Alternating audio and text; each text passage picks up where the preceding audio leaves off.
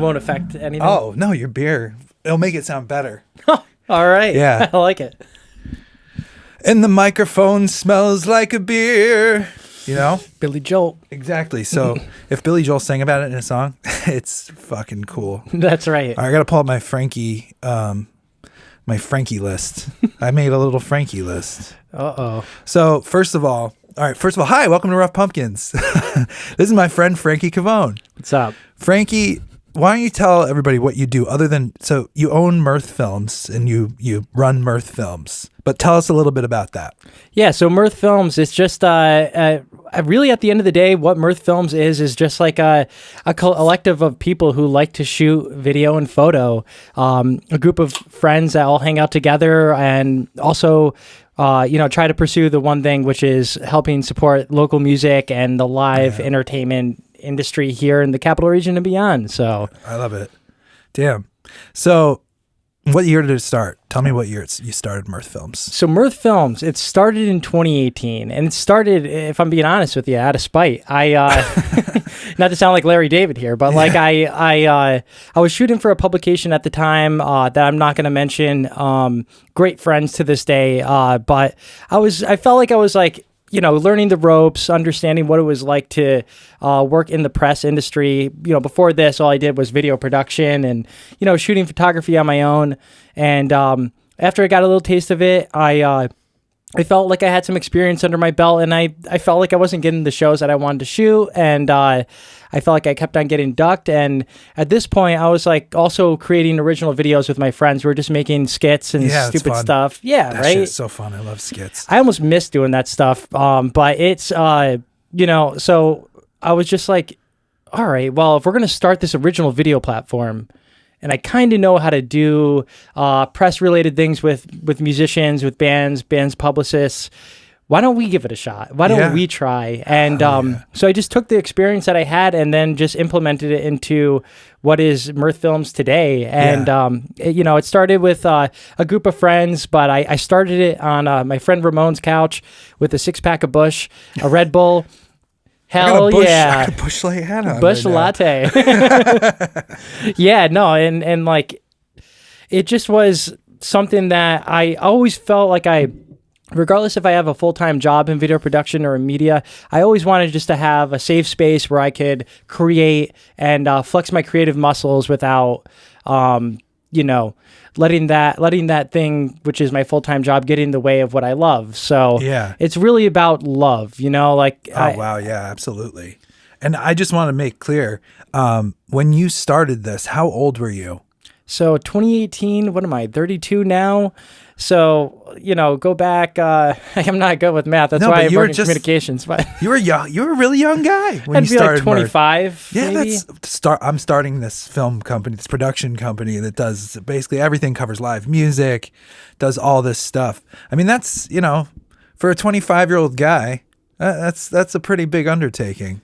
I really owe it all to skateboarding, to be honest. Like if I fell in love with a video camera.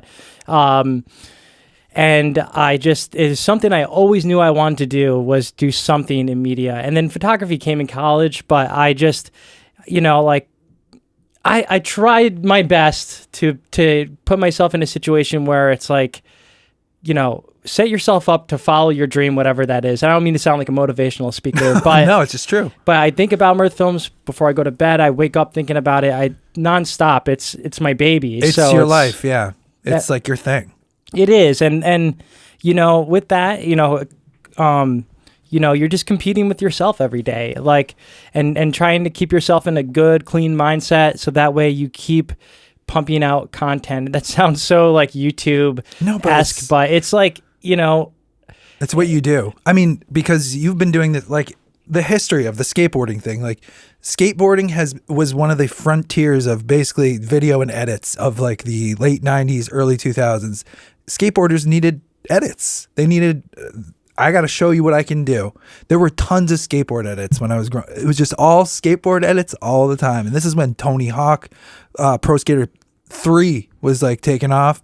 But like, it was all about the edits. And there was always a BAM edit out there. If you didn't have a good edit, Like, you know, even skateboarders themselves, like he would sit in his room and edit all of his own stuff.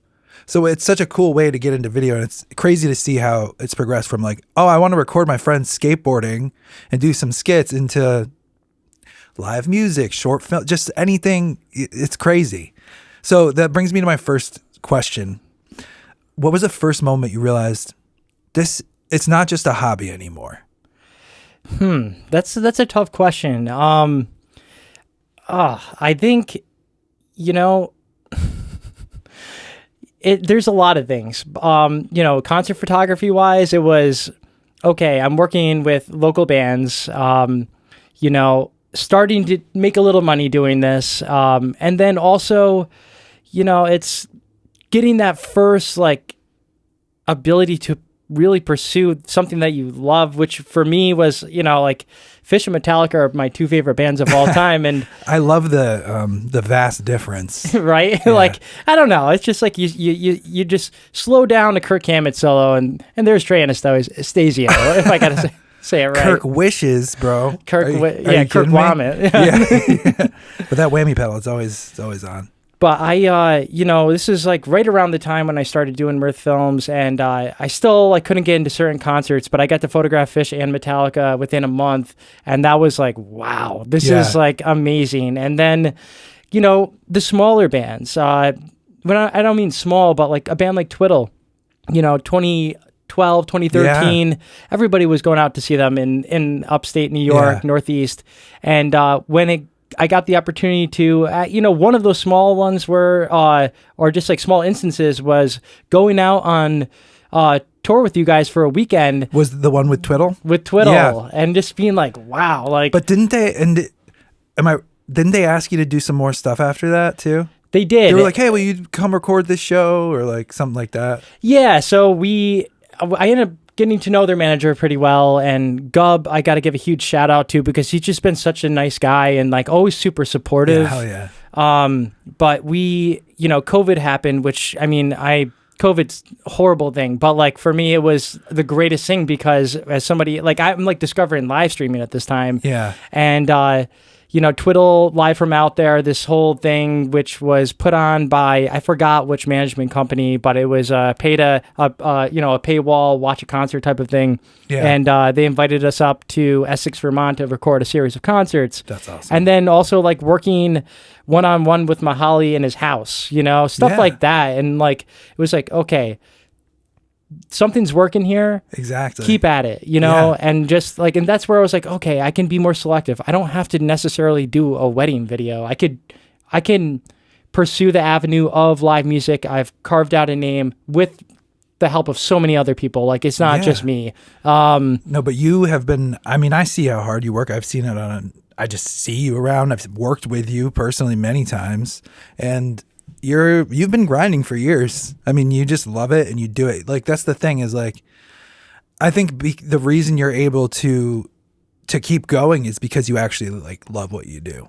Whereas some people just, you know, coast through and are kind of miserable about it, but you're always happy to be there, and not in like a fake way. Like, no, you're really, I can tell you're like, oh, I'm having a good time. And that's what's awesome about, you're at the show and you're like when you say, I got to photograph Phish.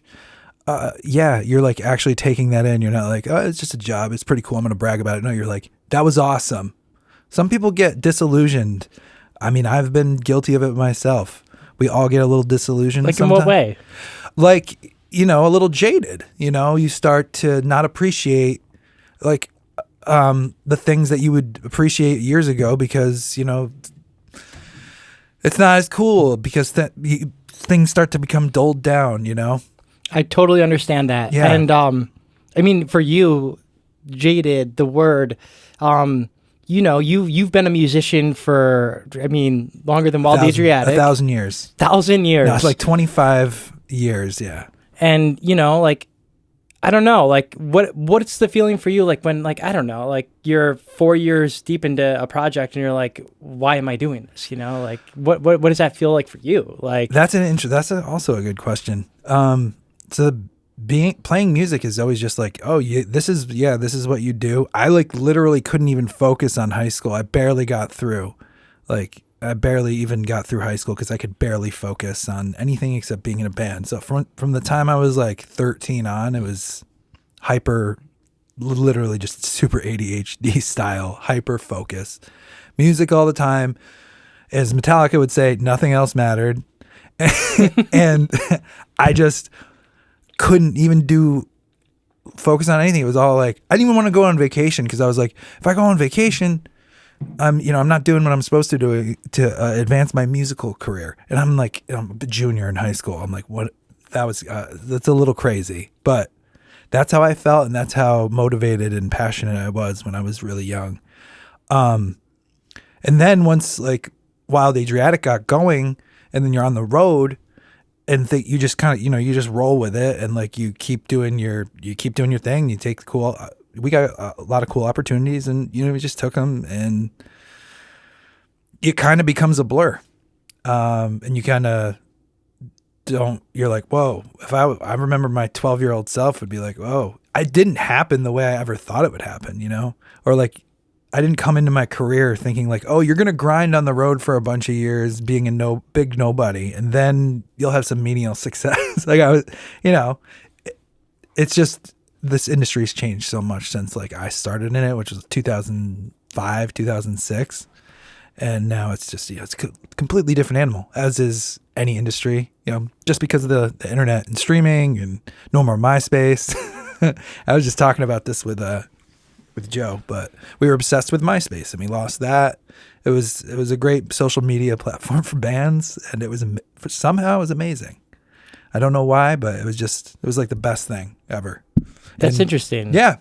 It was easy to grow, and we booked tours with it and stuff like that. And yeah. I will say, like, I don't know, you bring up, eating shit. Can I swear on this?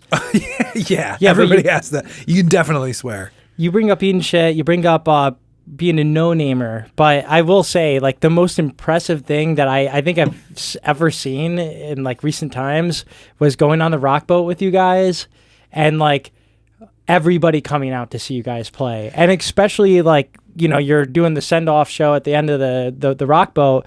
And then the dude from, remind me the name of the band.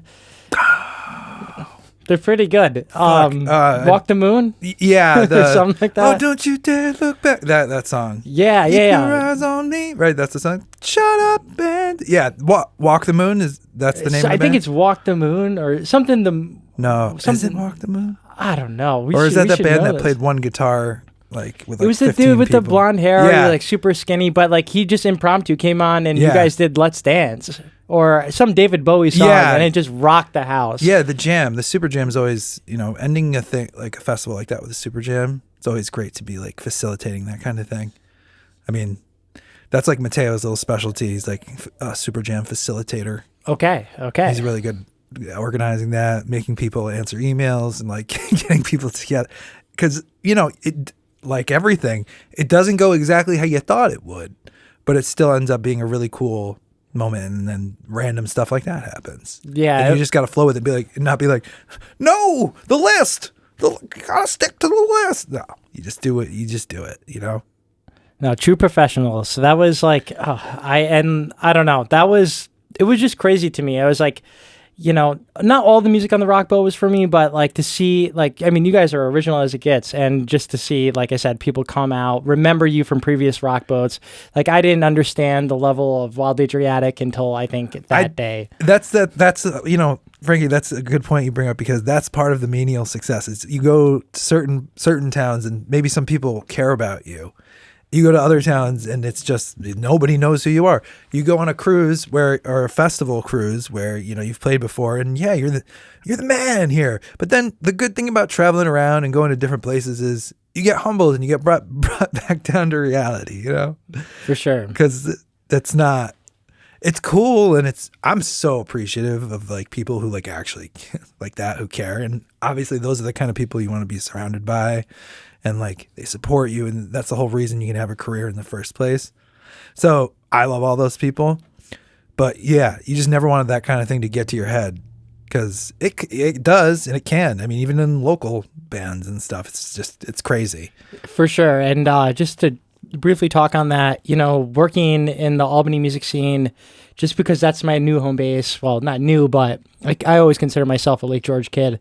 Is that, you know, I think the best thing from what I've seen from photographing concerts for 7-8 years is getting in the van, right? Like getting out of town, not playing a show every 2 to 3 weeks in the same market, and really just trying to take chances, because I feel like that's where the success is. You know, obviously there's risk with reward, and but if you don't know what the reward could be, is that something you're gonna look back in 20 years and be like, oh man, I wish I did this, and that's what I try to live by, is like, I don't want to be able to say like, oh, I wish I did this, I wish I did that. It's just fucking do it. That's a really good point. One thing I'm really happy about is like, I just went, like, I didn't fuck around after high school. I didn't try to go to school for music or anything. Not that there's anything wrong with it. But I just wanted to get on the road, or wanted to, be in bands. So that's what I did. And the time to do that is when you're really young, because it's a lot easier to be on tour when you're young than it is at, 35, or I'm 37. So it's just, you need more sleep. You literally just getting older and being on the road so much, it ages you a little bit. I will say, people, you're like, oh, you're only like, 37. Like, and I'm like, yeah, but I'm like retired from the road. Don't you understand? Like, I'm retired. Like, the road is, I've been on it for a long time. So no, I'm not retired from music, but like, I can't do 250 dates a year. That's a lot. I mean, you bring up getting older, just family, friends, the things that really matter in life. Like the priorities, yeah. Priorities, yeah. So 250 dates a year, you're whatever. Let's say you have a partner or whatever it is. Exactly. I mean, that's going to eat away at you. I have a wife, I mean, honestly, like, when I met Andy, I was on the road all the time. So, like, she was used to that life. And when everything, like, slowed down, I remember, like, in 2020, a lot of people were like, the relationships were falling apart just because people were spending so much time together. So if ever were a time we were going to be like, oh, this is, we're spending all this time together now. But no, like, we just ended up getting married, and it's great. We love spending time together. It's awesome to be home and not, I had so much fun on the road. There's so many great memories. I would never trade any of that experience for anything. But it's sometimes kind of a bummer, like, to miss, when you start having nieces and nephews and missing birthdays and missing little, baseball games and stuff like that. That kind of sucks. So when my brothers started having kids, I was like, I want to get off the road a little bit. Yeah. I mean, it's time you can't get back, and that's cool that you recognize that. Yeah. You got to kick it back a little bit. For sure. And it's not like, I'm not like, I will never do anything ever again. I'm just like, whoa, that was a lot all at once. And like, it's good, but like, it was like constantly worrying about my voice. Like, I sing all the time still. So, but I just don't stress about it like I did, because that, the original music, Wildly Directed, that's a passion project. So like, when you go and you present those songs in front of people, I didn't want to be singing like shit. Not that I want to be singing like shit for other stuff, but that's the stuff, that I care a lot about that stuff. Yeah, 100%, man. So if my voice wasn't on or something, I would always, be beating myself up about it. But I play 6 days a week in Lake George, and I can't worry about it like that, or else, because it's going to be tired sometimes. But I mean, how cool is that? You're able to say that 6 days a week, I make money playing music and don't have to do something like sitting at a desk, that's. I know, like we are right now. We're sitting at a desk. This is work. No, this isn't work, but yeah, that's what I always say. Like, whenever I feel like really tired, or like, man, I just wish I had like another day off, or like whatever. I'm like, well, what a cool job. What a cool job to have. Don't complain. Don't be 100%. You know what I mean? Like, you're playing music, and like, you're making people happy. Like, I could be on the phone with people giving bad news. That's some people's job, So you just got to be grateful for all that crap. For sure. And and sometimes it just takes a random spark. Like, if I'm being honest with you, like about 4 months ago, I recorded a video about how I was going to quit doing Mirth Films. I literally recorded it, watched myself say these words that I would just like. I think I had some self-doubt issues. We all do. The past, like, 4 or 5 months, and I didn't know if this is what I wanted to do anymore, and I chose to think that way, let myself go down a path where I thought maybe this would work, which was making YouTube camera gear videos, and I was like, there are most successful videos on YouTube. Like in the hundreds of thousands of views, which is awesome. But then I was like, I don't know, like maybe like 3 weeks ago, I was like, is this really how I want to spend like my life? Do I want to spend my life talking about a fucking camera?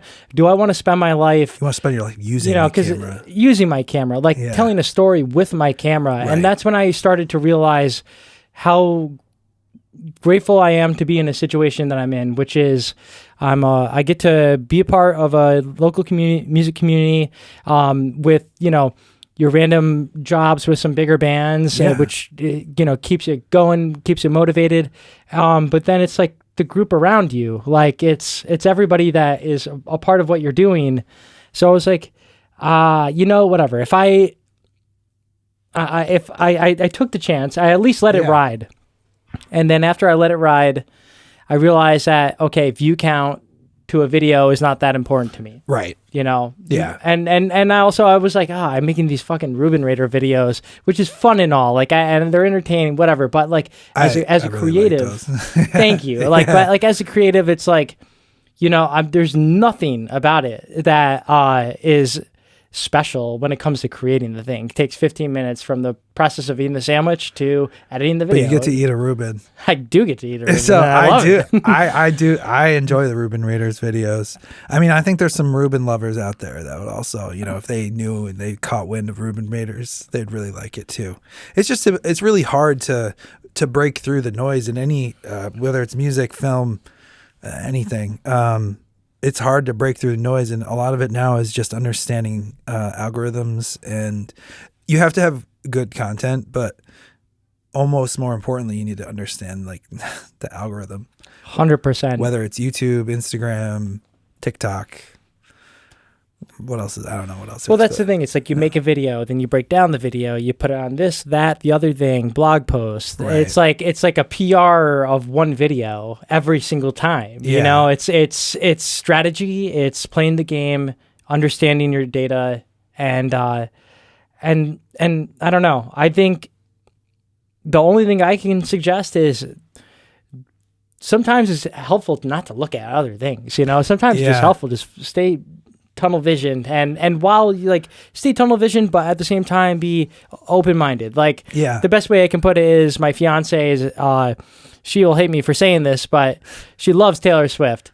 Asked me 5 years ago, I would have been like, no, not for me. Just immediate no. But like I learned to be a little more open-minded, but also again, just like stay in your lane, be comfortable in your own skin. Look at yourself in the mirror, remind yourself every day who you are, and just fucking crush it. Like I remind myself every day, like you're the guy who forgot to press record on your own on your own camera, like for your own face. Like so that's why I have it. Hey, that's classic. I do something like that, like one thing like that every episode so far. This is the 5th episode, and I always, I'm not a professional filmmaker. And I have to, I'm literally doing this by myself. So I'm just like, I'm a musician. I just want to talk about creative life stuff. But you're my first non-musician on the show. So thanks for being my first non-music guy. Yeah, of course. You are still wearing a hat. Literally every guest has worn a hat.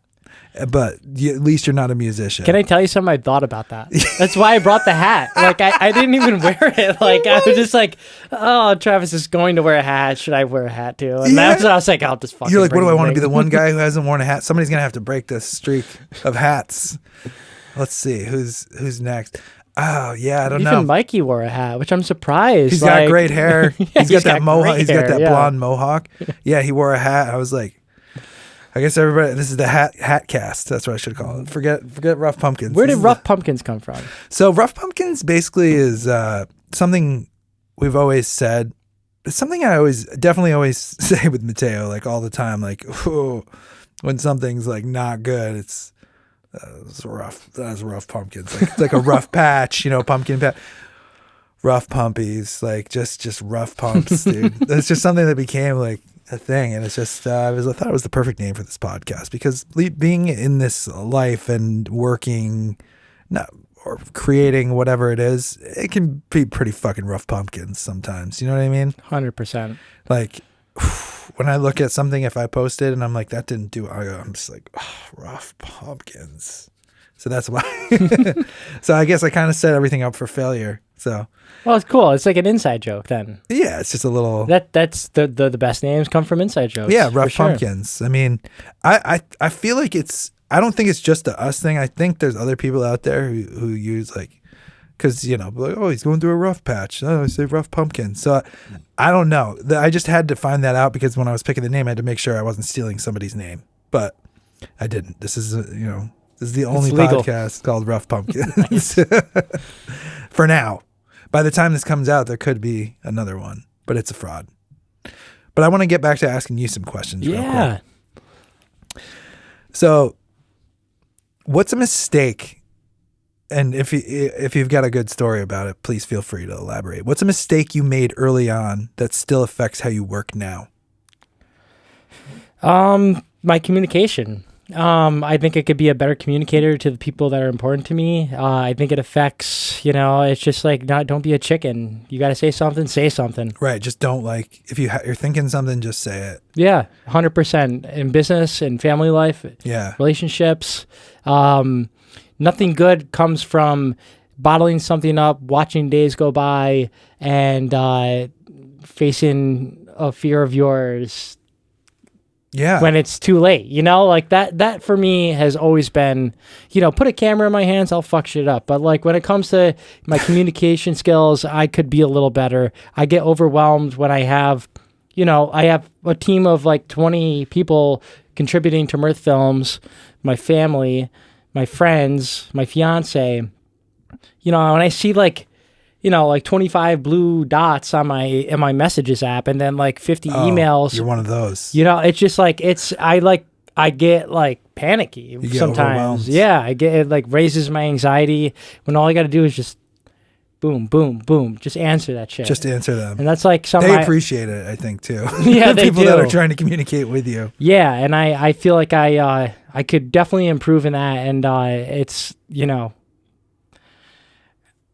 It's a constant battle, if I'm being honest, but I'm just being real. Like that's something I 100,000% could get better because maybe I could have molded some relationships better. You can't think about what could have happened, but at the same time, if you have control of the situation, just attack it. You know? Well, that's a great point. I'm like, fortunately or unfortunately, I'm like the opposite. I'm like, I hate when there's like, okay, I shouldn't say that because my email, there's about 13,000. I think I've got 13,000 emails, but it's all bullshit. But my phone Rough pumpkins. It's rough pumpkins. But my phone and text, I'm just like, the text especially, like if I see, I'm like, where is it? If there's a blue dot, I'm like, where is this text that I'm missing? So I can't handle the text thing. Yeah. Because I don't want anyone to think I'm ignoring them. And you know what? Respect, because I mean, why make your life harder, right? Like you know, but and for me, like not to like have a handicap here, but like having to use my thumbs to type out a long extended message, I'm like, just give me a fucking phone call, man. Like I don't want to send a 2-paragraph message or do talk to text. Just like, let's call, snip it in the butt, done. I prefer calls. There's a lot of people obviously like, some people, especially younger people, they refuse to talk on the phone. I don't understand that. They won't even call the doctor's office to make their appointment. Mom, can you call the doctor's office for me? Or like you can do it online, to a degree. But yeah, I don't understand that either because everything takes really long to kind of get to the point in a text unless you're just blunt. And you don't know how somebody's coming across. I call them cold texters. You know what I mean by a cold Yeah. texter?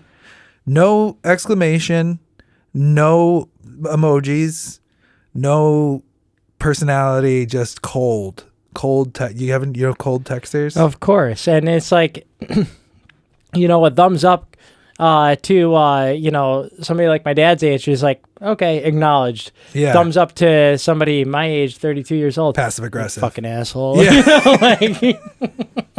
But for real though, like that's what I'm like if you use proper grammar and use periods and like the capitalization, you fucking seem like a dick. Yeah. Like I don't know what it is. It's just like, come on, give me some zest. Some substance. Yeah, like when I send a text to somebody, they're like, he's not mad at me.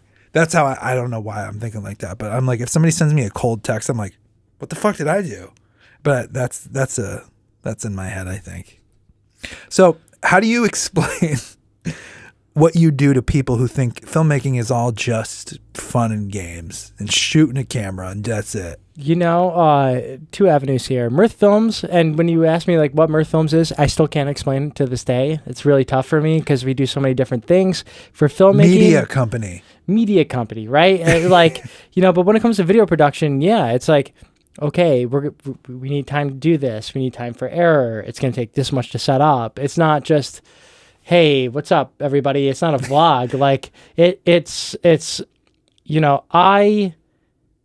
I work with some people who are just super amazing at what they do at my full-time job. And like the attention to detail, with money on the line, if you got media buys, whatever it may be, the best way to do it is just to walk them through and tell them what they're about to go through or what they're going to experience or how much time is allotted.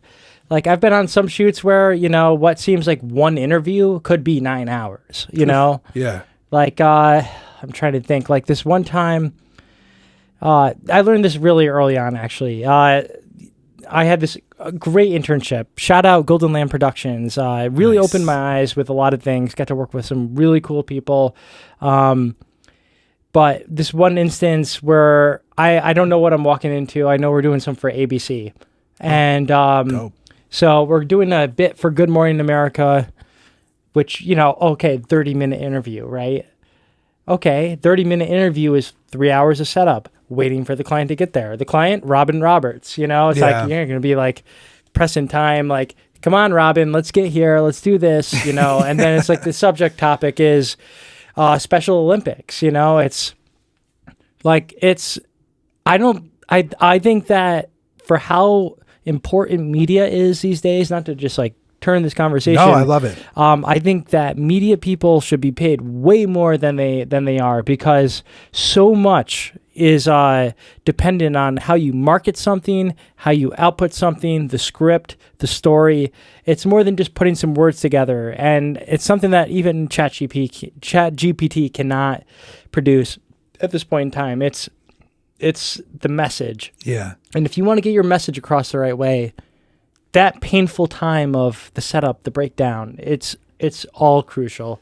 And when some people make $200 a day as a production assistant for 12-hour shift, that's really bad. It's crazy, and we're like, there's so much more important types of jobs out there, nurses, doctors, whatever it may be.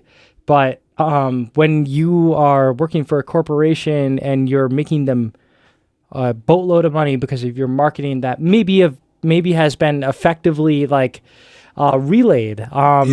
That's why I think media people should be paid so much more than they are. It's true though. It's underappreciated work because there's so much behind the scenes stuff that people don't understand. There's so many hours that go into editing and, like you said, the marketing and figuring out what works, what doesn't.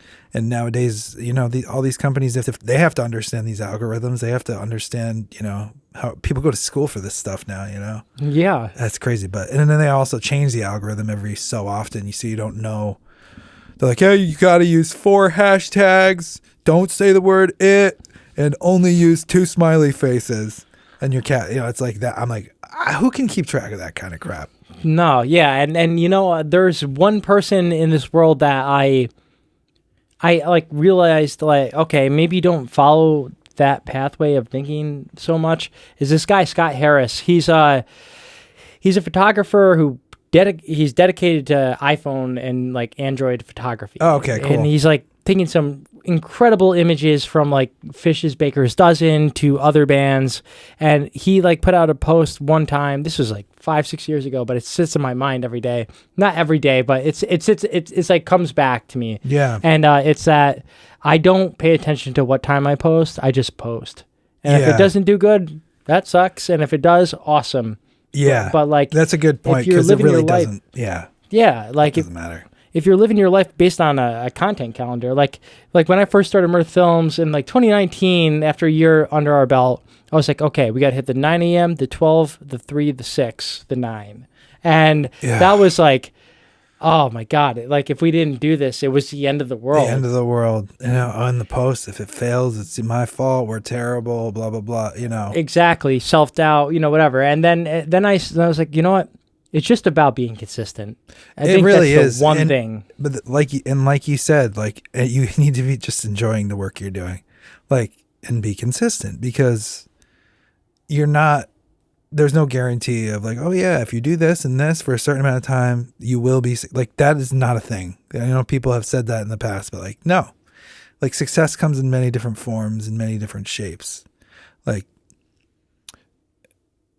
for me, like, people are like, do you literally, like, I get the question all the time, like, do you consider like your band like successful band? I'm like, well, it depends, I guess, what you mean. Like, I think we've done some really successful things, but like financially successful, I wouldn't call it financially successful.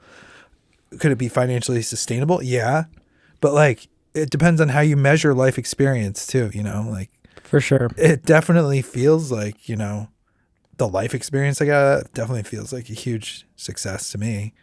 Just playing all those shows and having all those experiences. But, you know, I'm not Taylor Swift.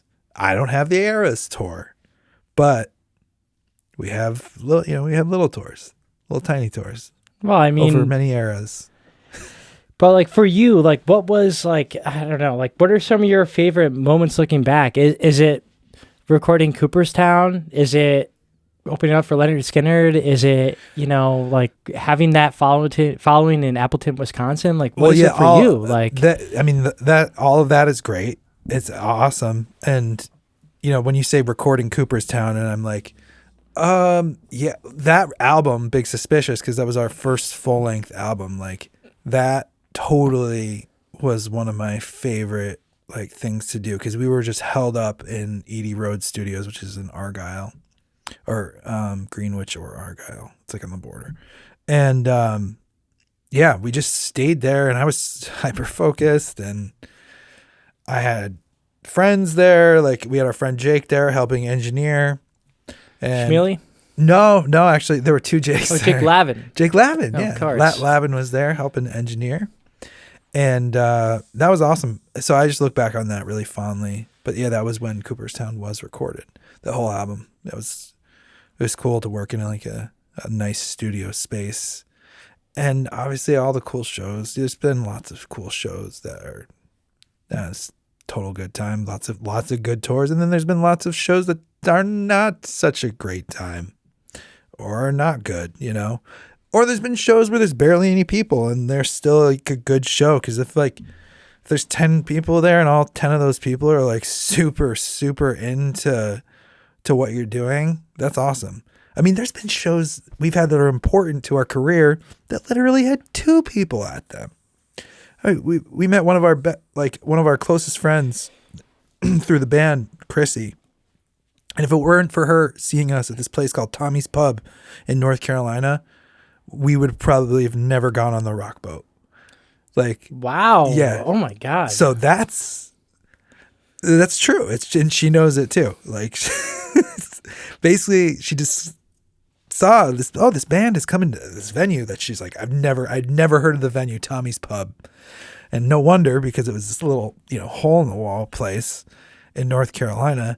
And she came with a friend, and we were playing in this little like dingy, tiny back room when we were just the 3-piece, no keys. It was just me, Rich, and Mateo, and we were just really shoved in there. But like, that's when she saw us, got our CD, and then she started like pushing our music like on the boat so people knew who we were and stuff.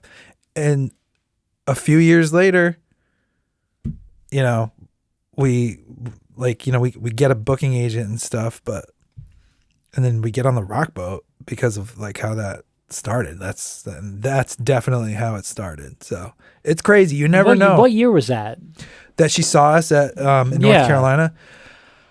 I would have to say 13 or 14.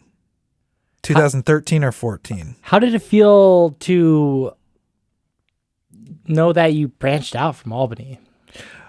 Or I don't mean it's like single out Albany, but that's our hub. But that's just like literally the capital, and it's close to here. Yeah. So, that felt good. I mean, we did our first tour first actual tour where we went pretty far in 2012, I think. So yeah, that was a lot of fun. I remember I turned 23. I think I turned 23 when we were on our first tour or something like that. We were in another part of North Carolina. A lot of North Carolina dates. But that's just one of those things like where you're like, you never know who's going to be in the crowd. And it doesn't have to be Clive Davis or like some huge record exec.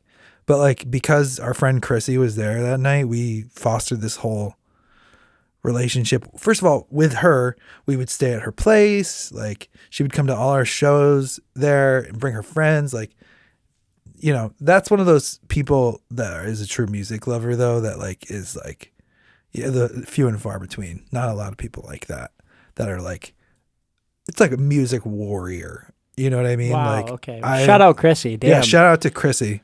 She's awesome. But yeah, that if it weren't for her, we would have never done that. I don't think, because she was a rock boater. She would go on the boat. She'd been going for a while. She's got that robe. I mean, yeah. If anyone deserves some kind of robe or accolades, it's definitely her. At least in the Wild Asiatic world. And honestly, a lot of other bands feel the same way. It's not like, oh, we're the only band she's ever helped. No, she like it's awesome. If every fan was like this, we'd all be super successful. That's all I can say. But she's one of a kind. I've never met anybody who's that like, I'm gonna get your music into these hands. Should have been a manager, Chrissy. Like, she could have hustled so hard. Slayed with a battle axe. Oh my God. Yeah. But enough about me. Me, I'm whatever. So what scares you more? I want to know. This is a film related question. A project failing or just not making anything at all? Not making anything at all. Because I think, how do you know if you're failing if you don't try, yeah, right? I think that's the right answer. It's always trying to push that belt, right? It's like, all right, we did this, we did that, but what can we do next? And I think it comes back to the not knowing thing. I wish I did this. I wish I did that. I definitely am one of those people who, regret is something that is an important thing to me. I would rather not regret something than, put out something that I've put a lot of time into and bring it back to success. What is success? Success could be, okay, this video crushed. Success could be, I got a bunch of, attention or whatever, but success could also be, what did I learn from this project? Did I learn a new video technique? Did I push my own personal boundaries? Right. Did I add this little extra flavor of element, that I haven't done before? Because at the end of the day, something like that, just adding a little more onto what you already know or learning something is just going to progress you. Exactly. I would say it's really that. true. If you can get a lesson out of it, and that's really the way you have to look at any creative endeavor. Like, there's going to be failures, whatever that may mean. There's going to be what you consider to be failures. I have them all the time. I mean, who doesn't? If you don't have failures, I guess you'd become an egomaniac, you know. Yeah. And you wouldn't be humbled by anything, and I just succeed. I can't stop succeeding.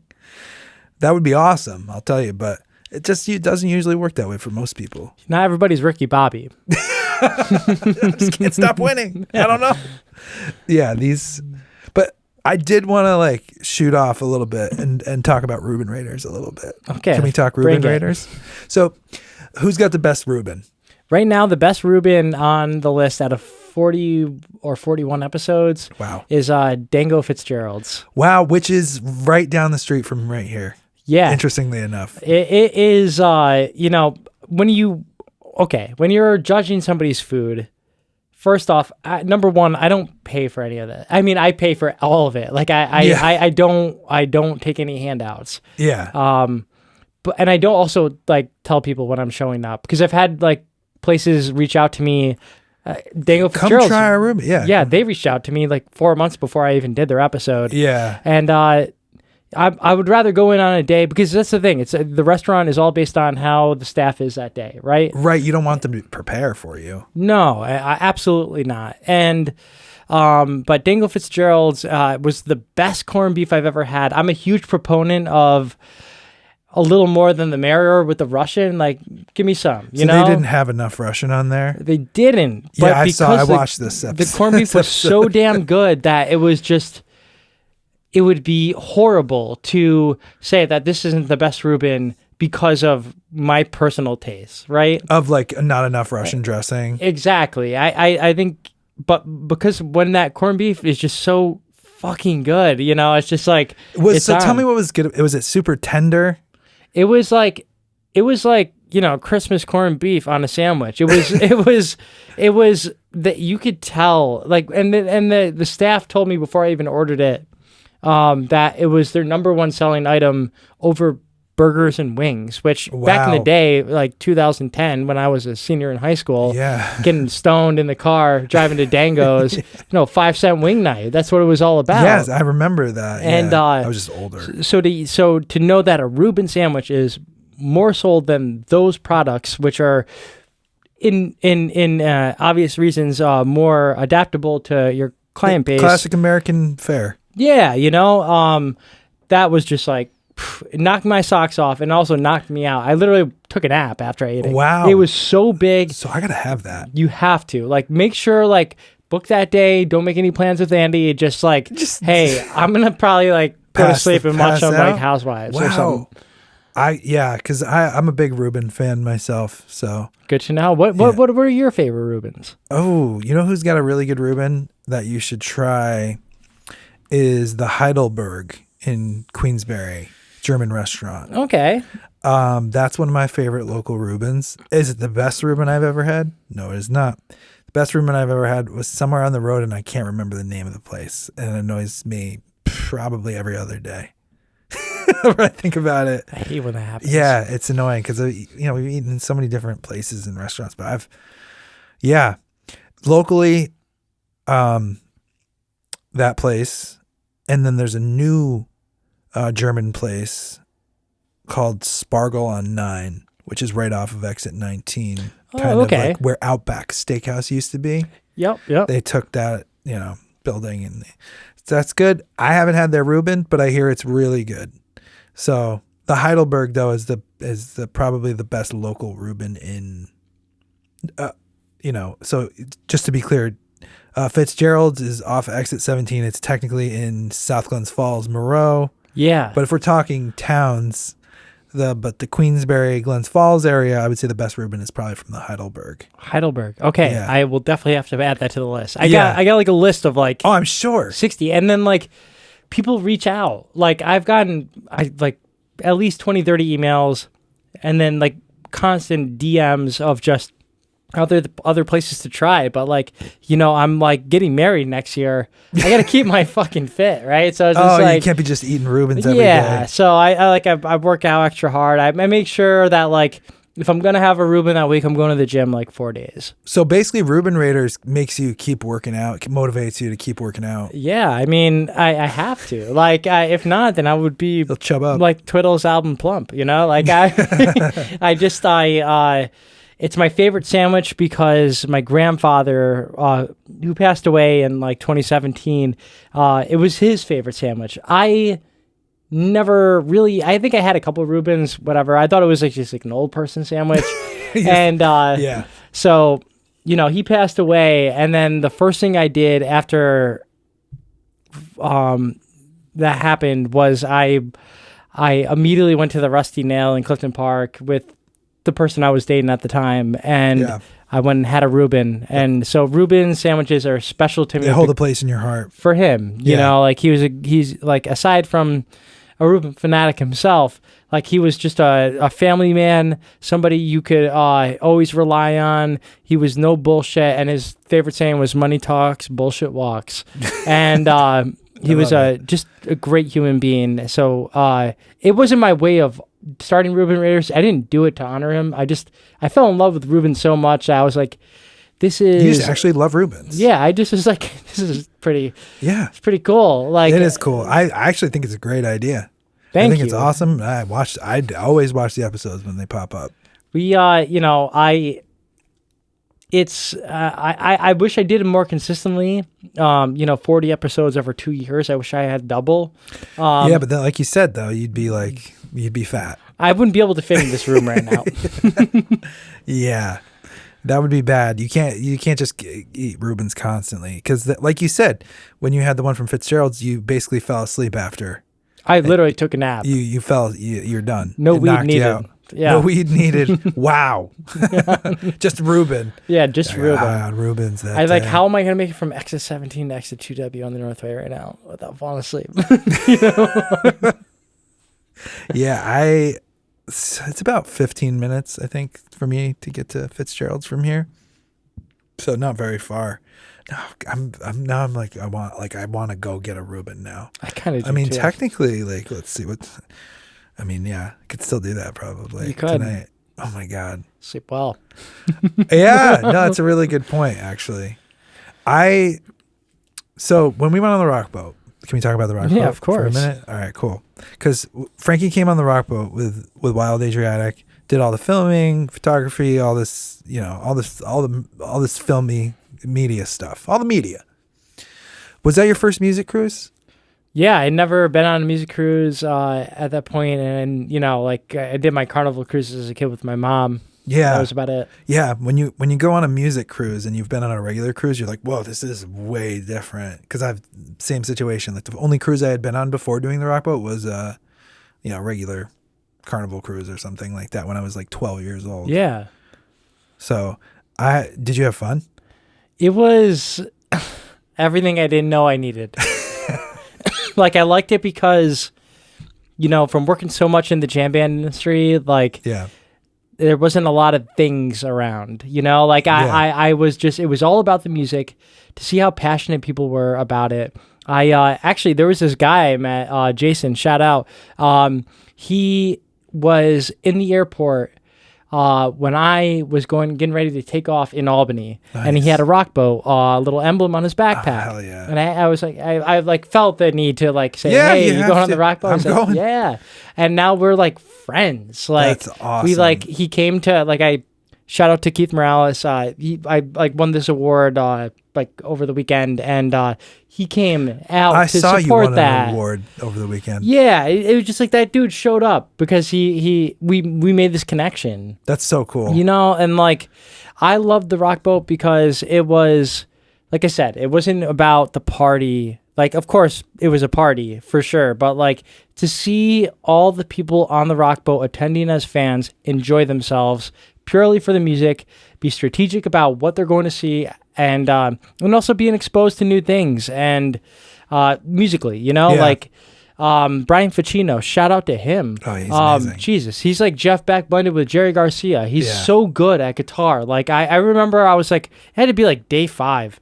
And we were in whatever stage, wherever you guys were doing the trivia, and Spinnaker, yeah, and I just remember just sitting back and just listening, and that was like one of my favorite moments. Yeah, and then at the same time, it was just, I don't know, like I felt bad because like, you know, Mike and I, we're both, in relationships. Mike Oman, greatest sax of all time. I have to agree. Like I felt bad. I was like, I was up till 4 a.m. every night, just like out enjoying myself, with the people I met. And, it was just, I felt bad. Reality hit when it was the morning where we had to get off the boat, and it wasn't the rock boat anymore, and it was the cruise staff, and they're like, "Hey, it's 8 a.m. You got to get out of here." Yeah, and I'm like hungover as shit. And we got to clear this stuff out for the next cruise. It was like, it was like a party to straight like sanitation. Let's clean this boat. Like, it's like everything. it's culture shocky when you get off. You ride that high for a little while, and it's like hard to go back to, real life, like land life. For sure. It's the sea life for me. And then also one of my other favorite moments was just, I know I'm not your first musician. I mean, I know I'm not a musician. You're my first non-musician. I do like to play guitar. You do? That was what I was going to say. I was like, Frankie still somehow is a musician because he plays guitar. He sings a little bit. You do. So technically, we haven't had a non-musician on the show. Sorry, guys. Go! Shit. But I was just, it made me so happy just to go into the artist lounge and see a guitar. Right. I made sure to bring picks with me, and I got to play guitar, and I ended up making real good friends with what's that Boston band with the Asian dude? I can't remember. Bermuda Search Party? Yeah, I kept on calling them Bermuda Search Triangle. And but we jammed on Fish's Twist together, and wow. they're I don't know what, I think it was the manager. He was playing piano, and then the front man, he was playing string bass, acoustic, and I was playing guitar, and it was it's a felt great so little communal. That little jam spot. Yeah, with the piano and the guitar. They always have a guitar there. Yeah, it's really cool. The artist lounge is awesome. Like they're doing it right, and not all the music on there was for me. Like I think there's some I think the biggest thing I don't like about rock music sometimes is the clichéness of it all. Yeah. Shine Down. We can go through the names. Disturbed. Yeah. Sorry. I feel like you're talking about new metal bands though, right there. New metal. And then there's just I could see who was bringing in, who wasn't, just by the feeling, you know. Yeah. Yeah. And the Nicotine Dolls were one of those bands that were just blown away by. Yeah, they're really good. And if you're in the Capital Region and you're watching this on New Year's Eve, go check them out at Universal Preservation Hall, because that band when they, I mean, granted it was a cover. I'm against covers, but when they went into Monkey Wrench during that first Super Jam on the deck, that was that's awesome. Wow, yeah. Holy shit! And then making friends with the Common Heart, that band is so good. That's the thing is you'll find something. Of course, not everything's going to be for everybody on any festival with multiple bands, but you're going to find something that's for you somewhere along the line, or make some really good friends along the way. For sure, and it's cool. Like you said, you spent most of your time in the jam scene, so it's it's a different scene. It's not like we do the super jam and blah blah blah, but it's not jam bands, No, and I think at the point in time, I was kind of growing long in the tooth after doing the Greg Bell documentary, and then pursuing working with some whatever third tier jam bands or whatever it may be. I did get a little jaded. I was like, man, I want to listen to something else. And I've always been somebody who's it really bugs me that people go to Fish shows and make their whole life around one subgenre of music. Yeah. When there's so much out there, and then people forget what they used to listen to before they started listening to Fish. No, that's true. It drives me nuts. Yeah. It's what you think these guys who are playing in the band, Paige, Mike, Trey, John, are only listening to their music of themselves? Oh my God, no, of give me a course not. fucking break, dude. No, you got to have you want to have a vast, array of stuff that you listen to. There's just so much good music out there to limit yourself to, throwing on a live Fish show every time you want to listen to music is... Yeah. And that's not to hate on that at all. Sometimes, that's nice to do during certain activities or whatever, but, Yeah, you got to spread your wings and fly. You do. And like, do I think Trey Anastasio is the greatest living guitarist? Absolutely. He is excellent. I'm a fan. You know, like there's some about him that it's not about the notes. It's not about how fast he plays. It's not about the technicality. It's about the decision making in his guitar playing. And I think that's why I was so attracted to him. You know, growing up, he's hot. He's so hot. I mean, that red hair, man. But just like growing up in, you know, raised on Led Zeppelin, Stevie Ray Vaughan, and handful, you know, Metallica, Garage Inc., Reload. You know, like Hell yeah. I've always, I don't know. There's something about rock and roll that I love, and that's something that I could relate to when I, you know, if I'm listening to The Song Remains the Same live album from Zeppelin. Hell yeah. Versus the Baker's Dozen live album. You know, it's that magic being caught, you know? And then like when they're on, but when they're not, they're not. But I also think the imperfections are the perfections. Have you seen 1994 Civic Center version of Helter Skelter by Fish? Have you seen that? I know I've definitely visited it, but it's something that I don't you think would I remember. really like let I think it you would sink remember in. if you saw it. It's really, really bad. I will say that. It's the worst I've ever heard them before, but it's funny. 1994, the Civic Center, they did a Beatles set. It's not like they played every song. Was it the White Album? Yeah, it was the White Album. Okay. Yeah.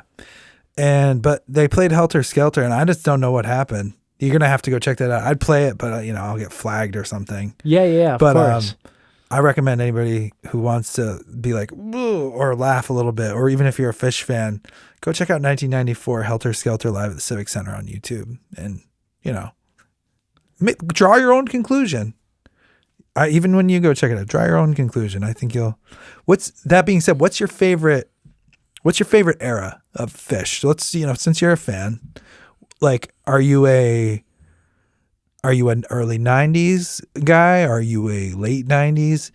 The 10s? I mean, there's a lot of, I know they call it like what, 0.1 or like 0.2 era. Yeah. I don't know how it 1.0, works. 2.0, 3.0. Yeah. 1.0. Oh, man. 2.0. You know, I truly mean this. I don't mean to sound like that musician who's like, oh, my favorite album is the latest album, you know, like, but like, I think my favorite era is like Baker's Dozen on, like, oh, nice. 100%. So like right now. Yeah. Like, I think people rip on, you know, some of their new songs, like More, or they joke about Love and Light or whatever, or just, you know, like Life Saving Gun. But like,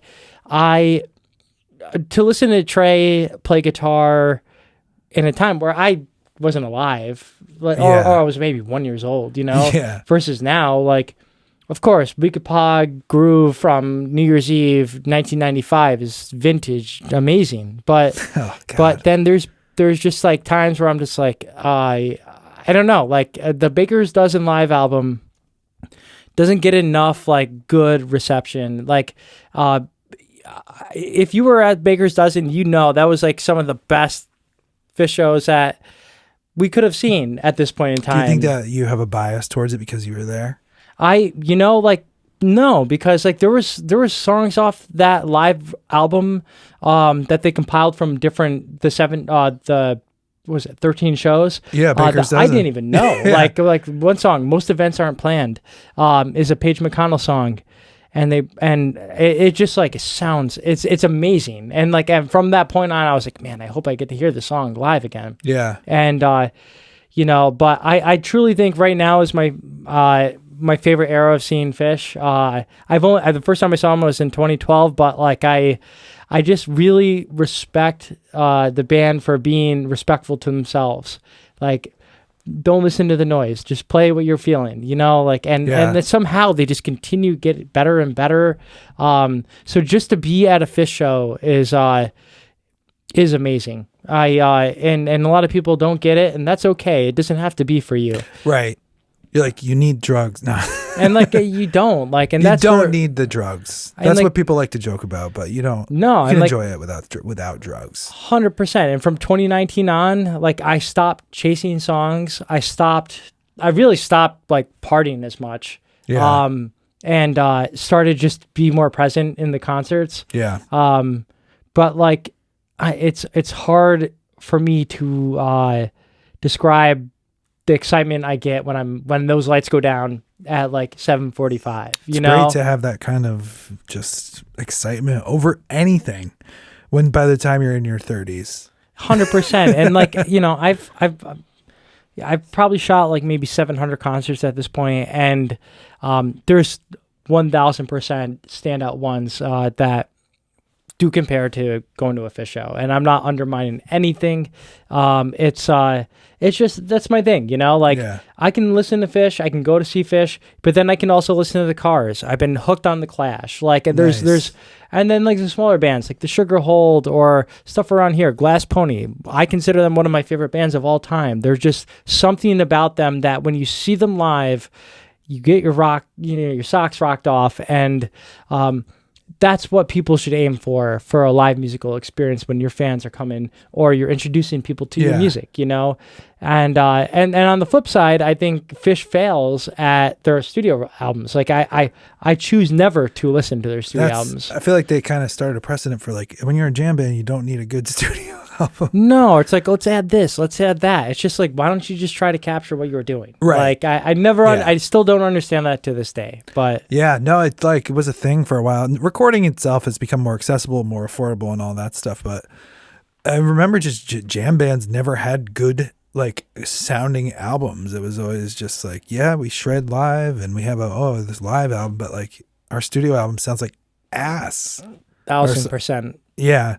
So I think that part of that comes because like, the Fish albums were never, it's all about the live experience, and like, I guess they kind of set a mold. Or did the Grateful Dead set the mold? I don't know, but it's hard to say. I guess technically, the Dead, because they're a live band, For sure. Like, no doubt. Do you have all your Grateful Dead albums? No, it's like, I like to listen to the Dead live, 73, whatever. Yeah.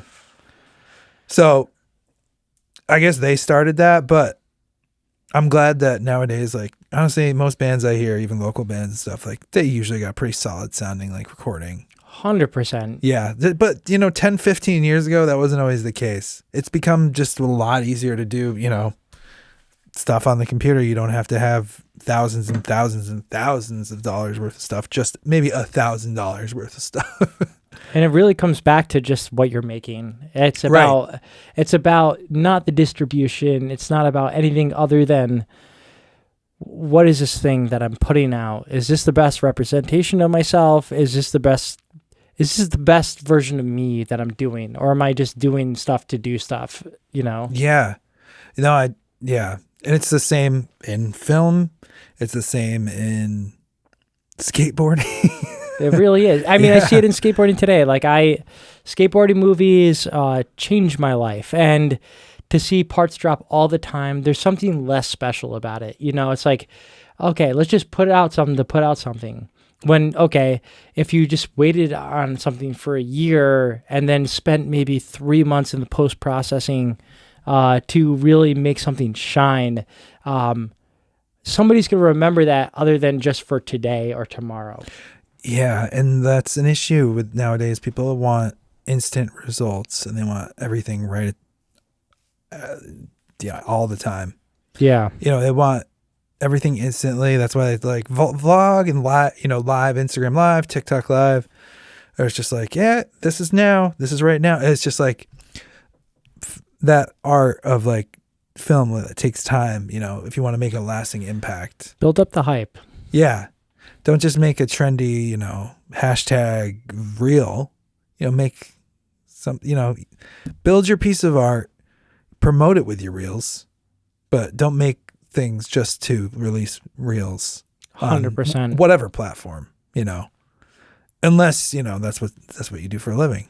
Because there's great creators who are like monetized off Instagram or TikTok and they have hilarious shit or great stuff, or it just depends. But for most of us, just posting on social media isn't going to cut it. You got to find projects. You got to find, I don't work in the film aspect, but I work with film and I do music for like commercials and stuff where I have to sync, my music, and I load the video into my computer and I got to do So I do some Foley stuff sometimes.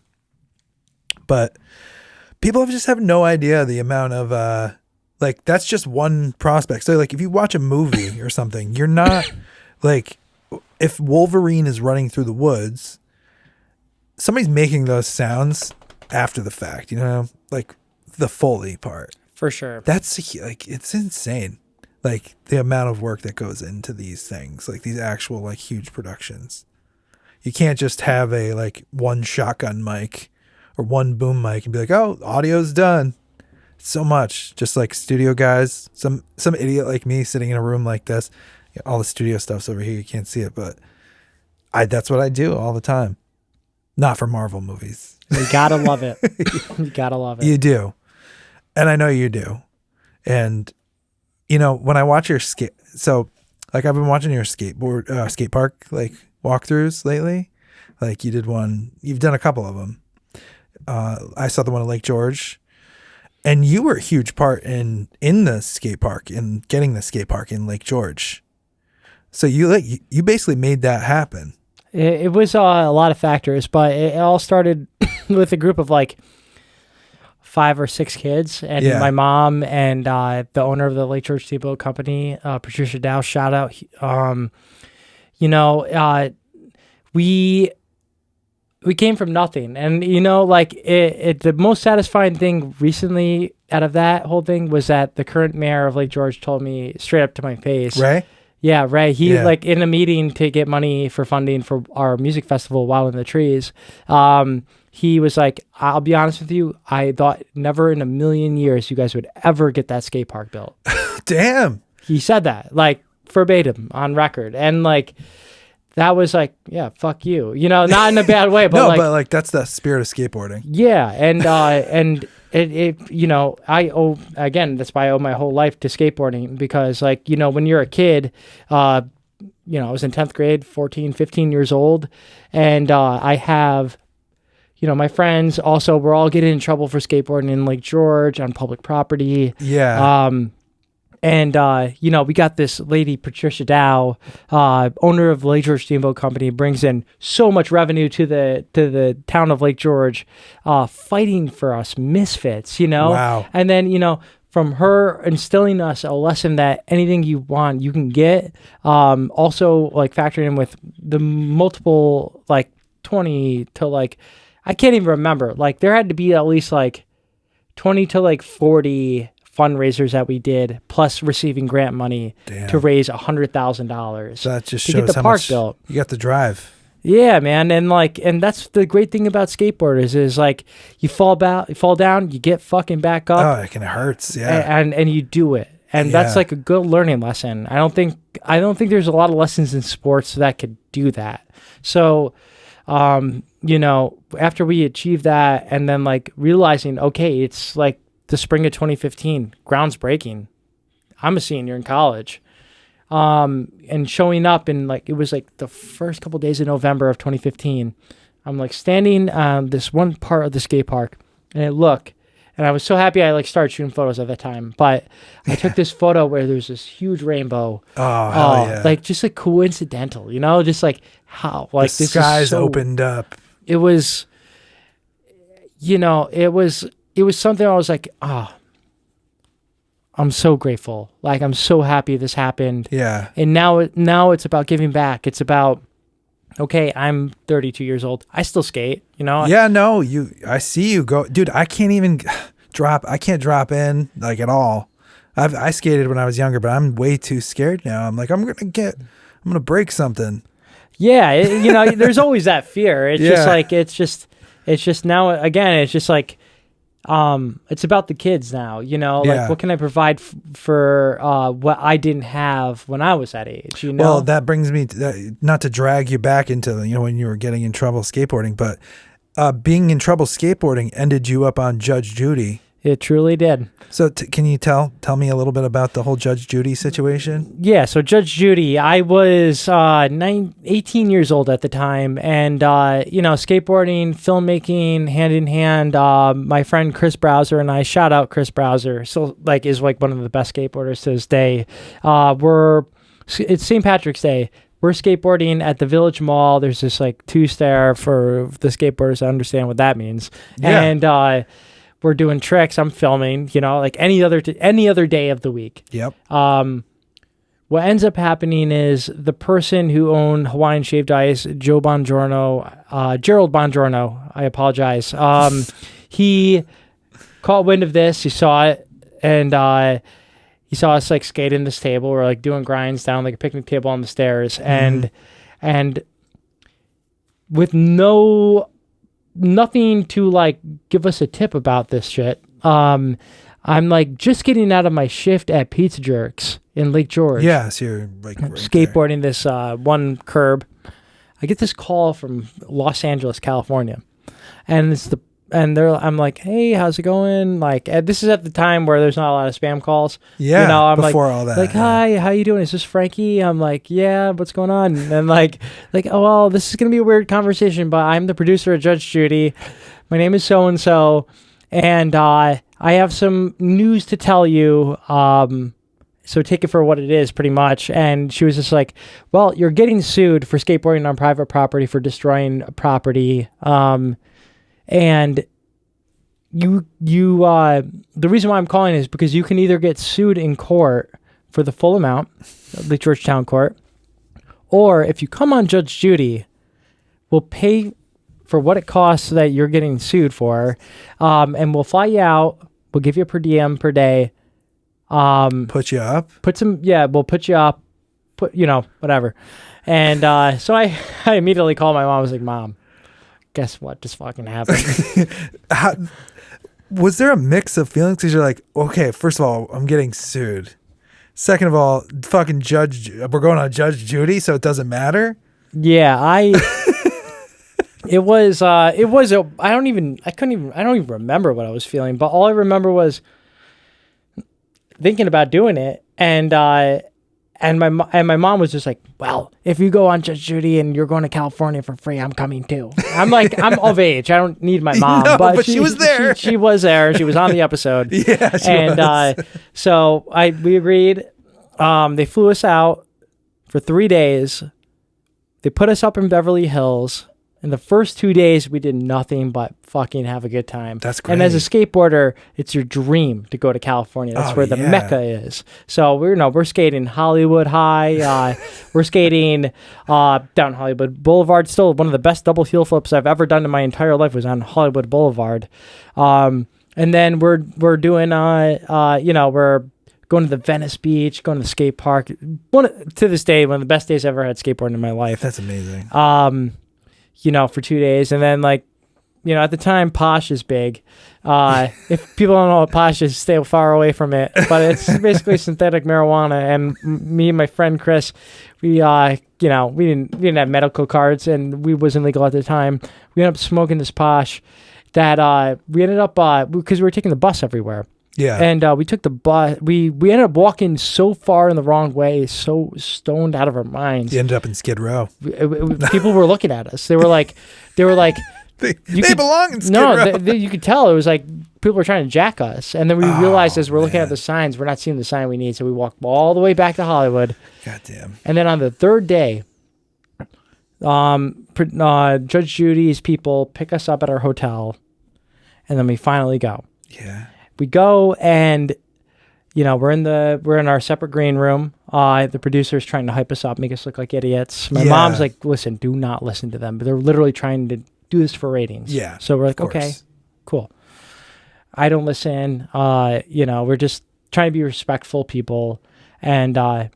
And then it didn't really hit me what was going on until they're like, all right, it's time. And then when you see on TV coming up the little row in between the two pews of just, two aisles, sorry. And I'm like on the other side of the glass, and then have to walk up. The bailiff shows up. Yeah. That everybody knows. And I'm like, wow. It's and happening. then she walks out. I'm like, all mean and shit. Yeah, all mean. And she made a lesson out of us. She probably didn't get the highest ratings because you were good. Yeah, I was being good. You guys were being good kids. Yeah, I've watched the video a bunch of times now. It's just it was I my dad to this day refuses to watch it. Really? Yeah, I think there's a little bit of an embarrassment. Like, hey, my son was on this. Yeah. For skateboarding. That being said, though, my dad is the fucking greatest dad in the whole wide world. Yeah. But I will say that helped me revive our dream a little bit, because around 2012 is when we started doing like party things. My friends and I, because we're out of high school and like we're going to see Fish for the first time, and we're taking mushrooms and whatever it may be. You're living your damn life. Yeah, and then we decide to, we're just like, you know what? Some fucking news outlets picked it up. What happened, national news outlets, and then just brought more awareness to what we were doing. That's awesome. And we did it. And so honestly, that's like a really good thing that happened. Sounds like you had a great time in California. It was awesome. It was awesome. Yeah, that's amazing. Like, So you really couldn't ask for a better situation. That's the best way to get sued. Man, if I ever get sued, I hope Judge Judy's people call me. They're like, hey, it's not even real court. We'll pay for everything. And yeah, no, I used to joke with some of my other friends and be like, yo, just like kick a dent in your friend's car, and then call Judge Judy. She'll pick it up.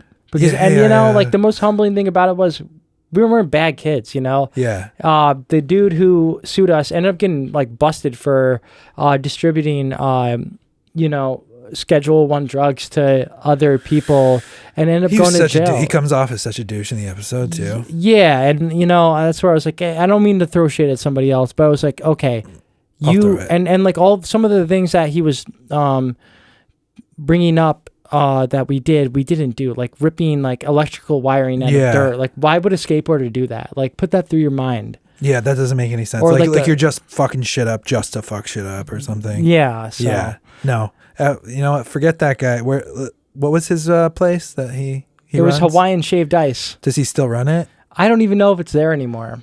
Oh, well, if he's still around, you suck, bro. Suck. You can go fuck yourself.